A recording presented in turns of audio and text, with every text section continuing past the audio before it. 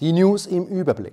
Konsequent. Der Kanton Aargau wechselt sein Kantonswappendesign zu einem Wolf, der den Mond anheult. Oh.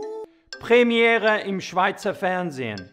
Ein Arena-Teilnehmer ändert nach der Show tatsächlich seine Meinung. Wissenschaft ratlos. Ein Neuenburger Mann behält seine Meinung zur Schweizer Covid-19-Situation gänzlich für sich und das trotz 4 aktiven Social-Media-Accounts. Durchbruch in Herliberg. Matula Blocher findet endlich den 8. Sinking Step. Medizinisches Wunder.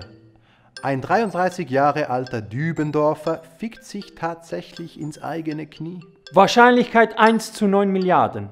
Ein junges Paar findet eine bezahlbare 3-Zimmer-Wohnung mit Balkon in der Stadt Zürich und das auf HomeGate.